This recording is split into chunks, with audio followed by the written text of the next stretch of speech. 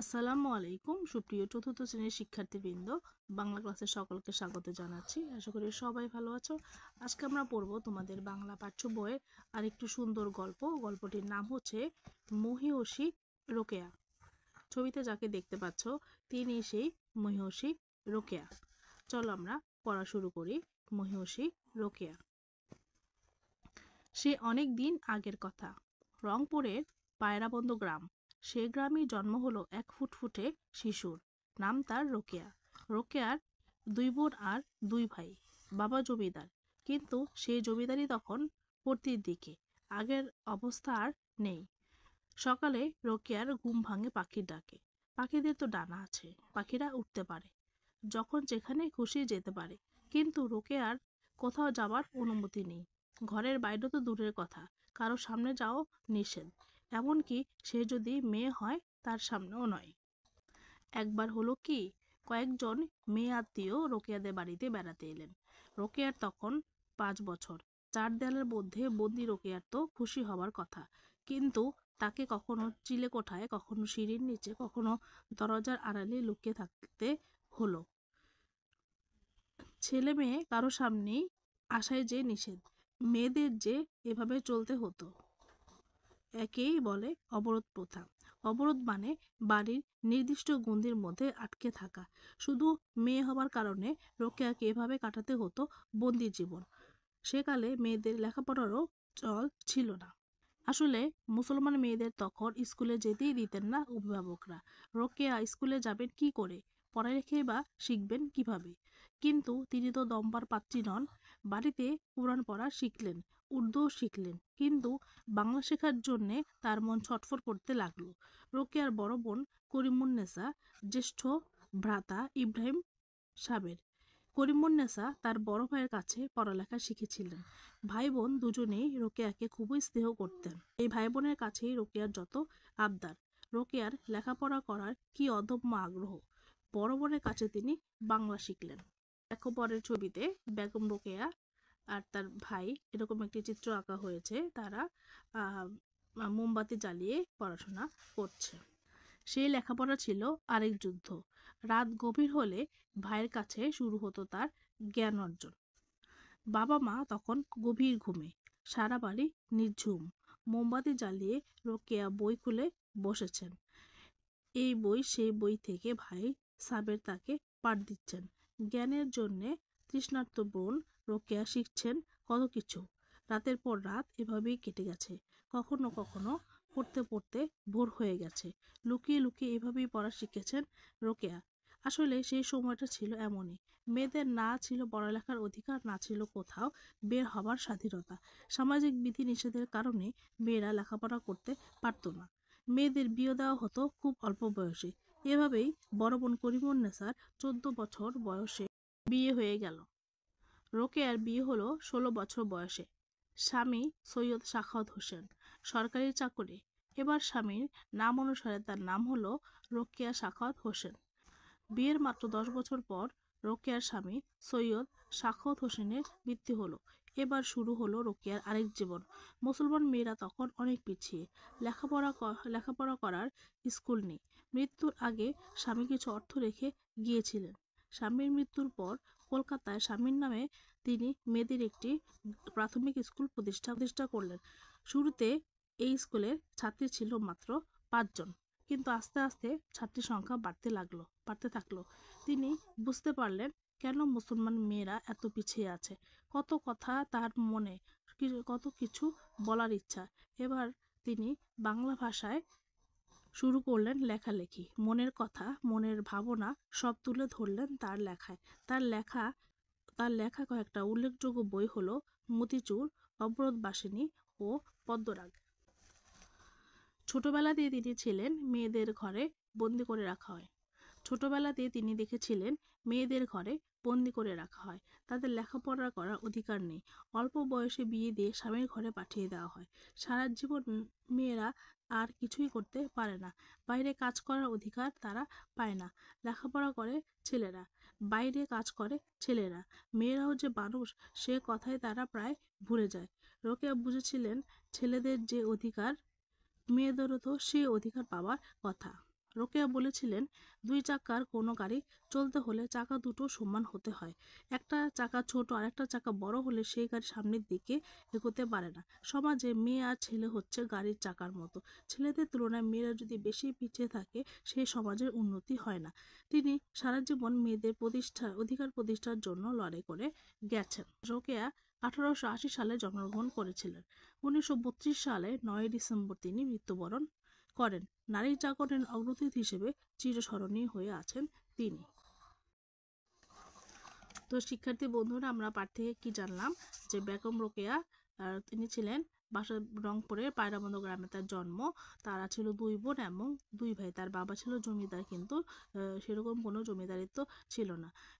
এই রোকেয়া যখন জন্মগ্রহণ করেছিলেন তখন মেয়েদের অবস্থা ছিল খুবই খারাপ। মেয়েরা কখনো ছেলে মেয়ে কারোর সামনে যেতে পারতো না। বাড়িতে যতটুকু তাদের জন্য গণ্ডির সীমাবদ্ধ, তারা এটুকুর বাইরে কখনোই বের হতে পারতো না। এমনকি বাড়িতে কোনো মেহমান বেড়াতে আসলেও তারা ওভাবে তাদের সামনে দেখা করতে পারতো না। তো আর মুসলমান মেয়েদের জন্য তো লেখাপড়া ছিলই না, স্কুলেও যেতে পারতো না তারা। কিন্তু বেগম রোকেয়া তো দম্বার পাত্রী ছিলেন না।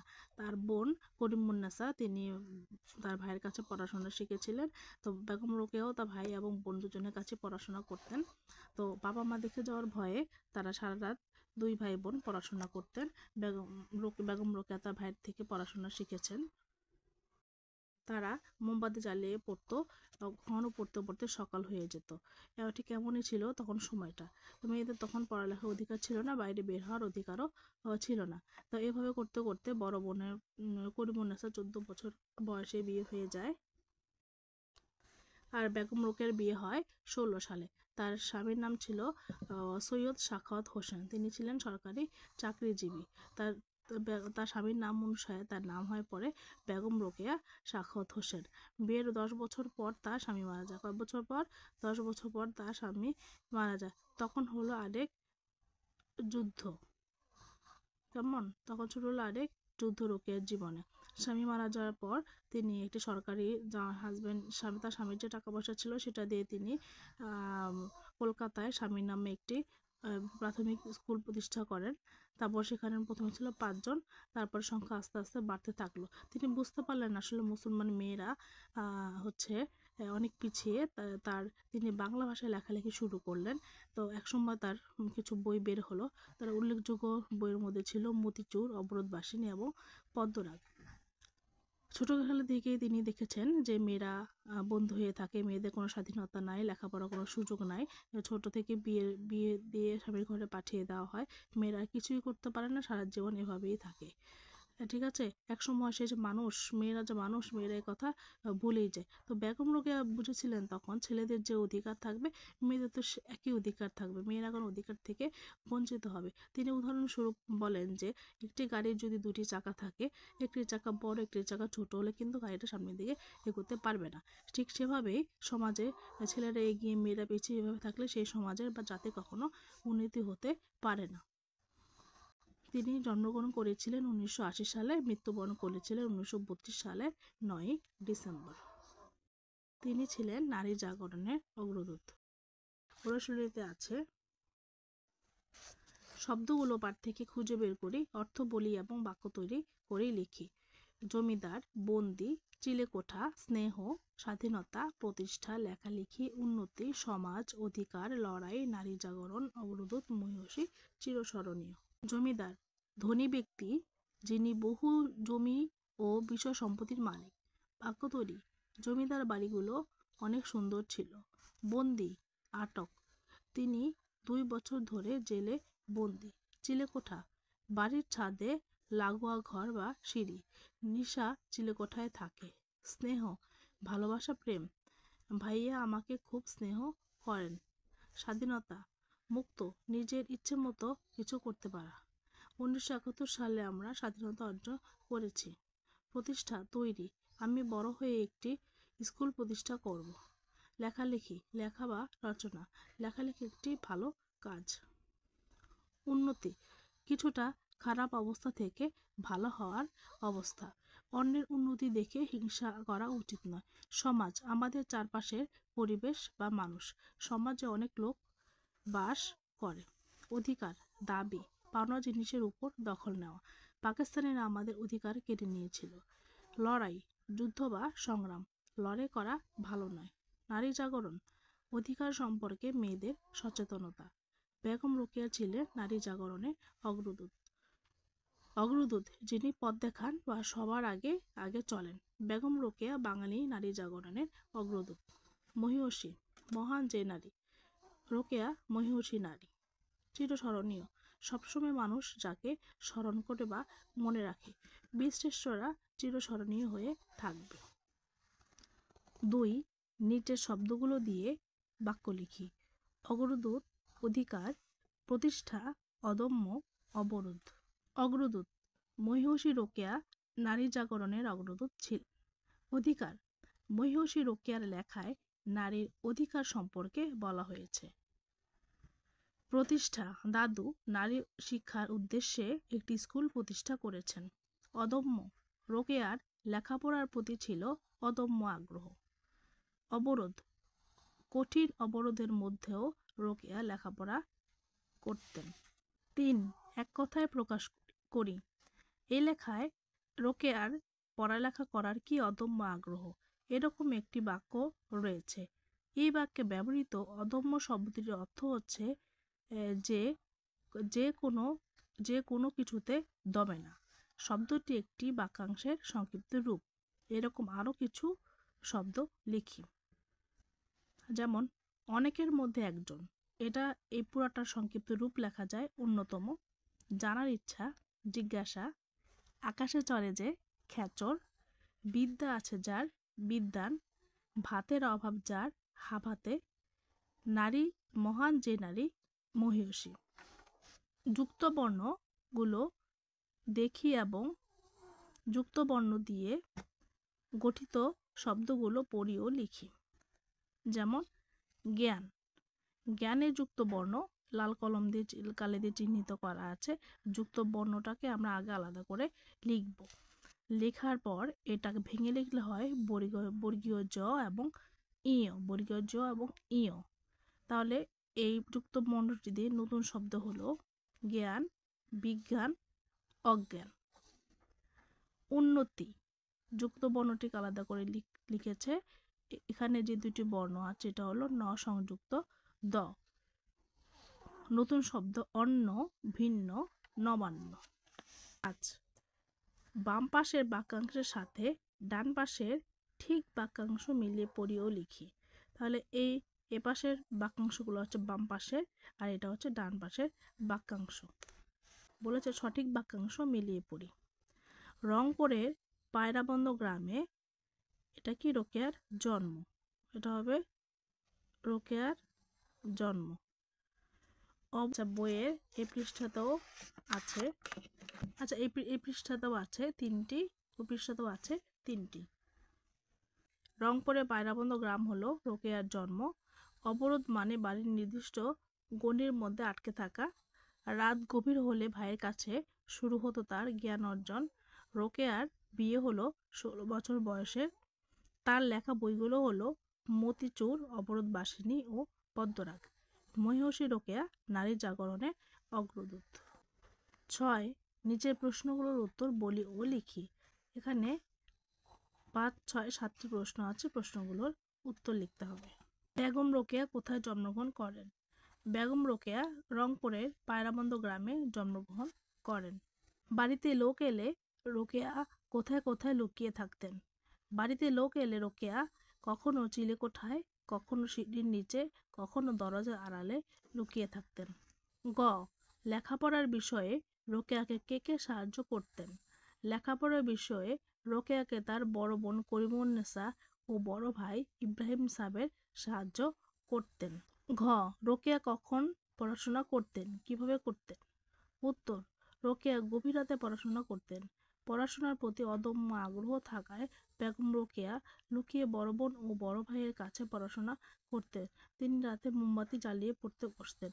পড়তে পড়তে কখনো কখনো ভোর হয়ে যেত। ও. সেকালে মেয়েদের অবস্থা কেমন ছিল? উত্তর: সেকালে মেয়েদের অবস্থা ছিল নাজুক। তাদের কোনো স্বাধীনতা ছিল না, লেখাপড়া করার কোনো অধিকার ছিল না। তাদের চার দেয়ালের মাঝে বন্দি করে রাখা হতো। মেয়েদের অল্প বয়সে বিয়ে দিয়ে দেওয়া হতো। সেকালের মেয়েদের অবস্থা ছিল অসহায়। রোকেয়াকে কেন নারী জাগরণের অগ্রদূত বলা হয়? রোকেয়া দেখেছেন লেখাপড়া না করার কারণে মেয়েরা পিছিয়ে পড়ছে, তাই স্বামীর মৃত্যুর পর মেয়েদের জন্য একটি স্কুল প্রতিষ্ঠা করলেন। মেয়েদের পিছিয়ে পড়ার কারণ সম্পর্কে তিনি লেখালেখি শুরু করলেন। অল্প বয়সে মেয়েদের বিয়ে দেওয়া, ঘরের বাইরে যেতে না দেওয়া, মেয়েরা কাজ করার অধিকার না পাওয়া ইত্যাদি বিষয়ে তিনি ভালোভাবে বুঝিয়েছিলেন। রোকেয়া মনে করতেন ছেলেদের যে অধিকার, মেয়েদেরও সে অধিকার থাকার কথা। ছেলেদের তুলনায় মেয়েরা পিছিয়ে পড়লে সমাজ ও দেশের উন্নতি সম্ভব না। তিনি প্রথম মেয়েদের অধিকার প্রতিষ্ঠার জন্য লড়াই করেছেন। এজন্য বেগম রোকেয়াকে নারী জাগরণের অগ্রদূত বলা হয়। নারী শিক্ষা কেন প্রয়োজন বুঝিয়ে বলি। ছেলেদের মতো নারীদের শিক্ষার প্রয়োজন অপরিহার্য।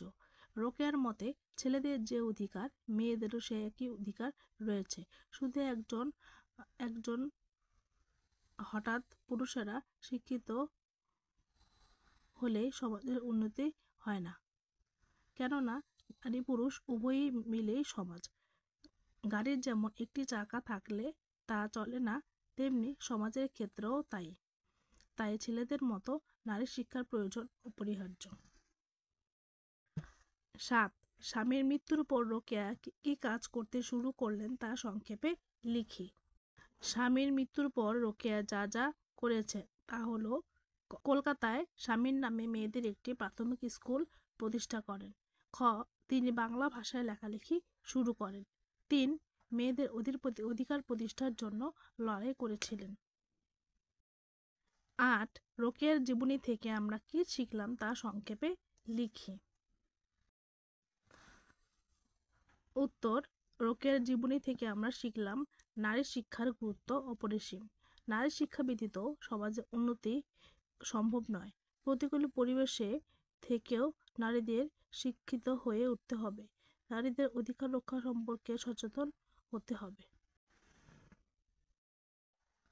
তো শিক্ষার্থী বন্ধুরা, আজকের মতো পাঠ এখানেই শেষ। আগামী ক্লাসে আমরা পড়ব একটি সুন্দর কবিতা, নেমন্তন্ন, অন্নদাশঙ্কর রায়ের। তো আগামী ক্লাস দেখার আমন্ত্রণ জানিয়ে আজকের মতো ক্লাস এখানেই শেষ করছি। সবাই ভালো থেকো, সুস্থ থেকো। আল্লাহ হাফেজ।